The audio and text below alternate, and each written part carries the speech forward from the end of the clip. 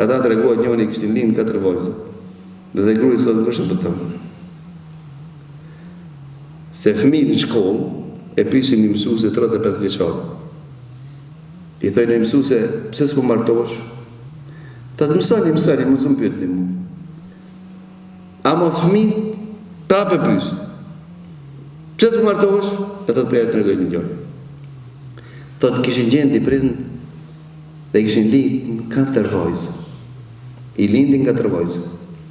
Dhe ki thot baba, pa prindi burri, kërcot gruzi, thot, si të malisht edhe një vajzë ka me qitë në rrugë, kush bërë ta morë? Edhe vërtet, thot e 5 i lind vajzë, mësusja po jetë dëftonë fëmijëve. Kur i lind thot e 5 vajzë, ki thot e qërën të tëra xhamia se e le. Prit një ditë se për merë, dikur se merë. Prit një ditë se merë. Prit të ditë se merë dhe merë. Dhe jashon të shpija dhe i thot ngoshë për thëmë. Kënë shë fundit, edhe njëherë me malin një vojzë, thot ti bashkë me ta të baba jetë. Se ajo i ka fërë. E di shka ndodhë. Në 6 fëmijë e përgëzojnë mjekët këtë prind se është gjallë.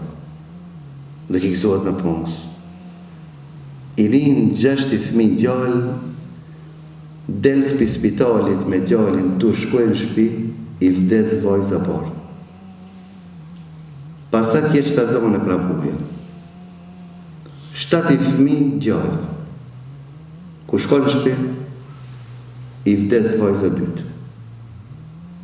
Pasat 8 fëmijë gjallë.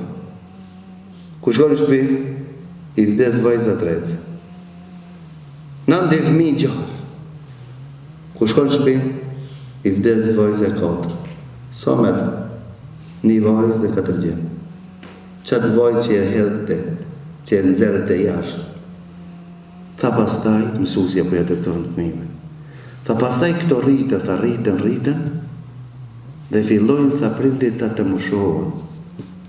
Tha nona plakët dhe smuët, baba thot dhe vjetrohet.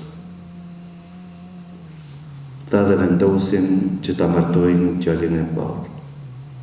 Ta kalojnë vajzë.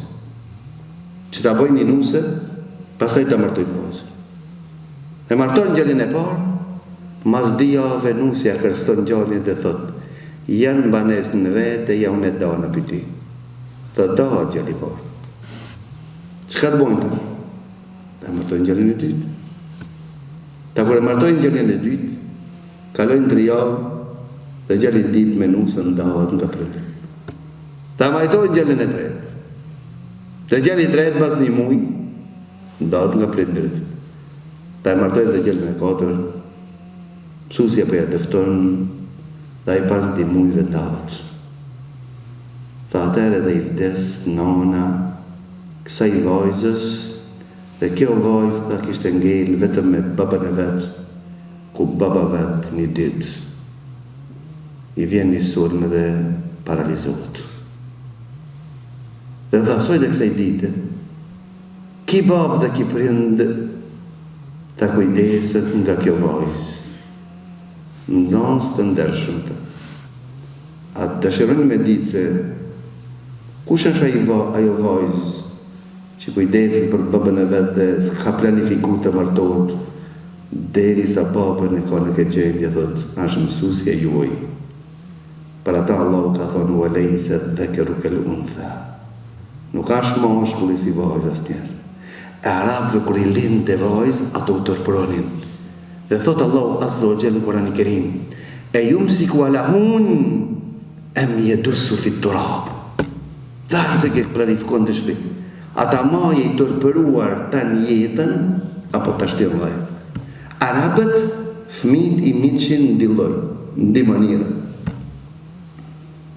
Nëse ishte fëmija i përsa lindur, e shtishin dhe e voroshin gjallë. Ose e lishin që të rritet i ban 10 vjetës, e kur i ban 10 vjetë e qojshin të një pusë dhe thoshin shiko poshtë, kur këshike poshtë, baba e qitë kënë pusë dhe e mitë ke fëmijën e vetë.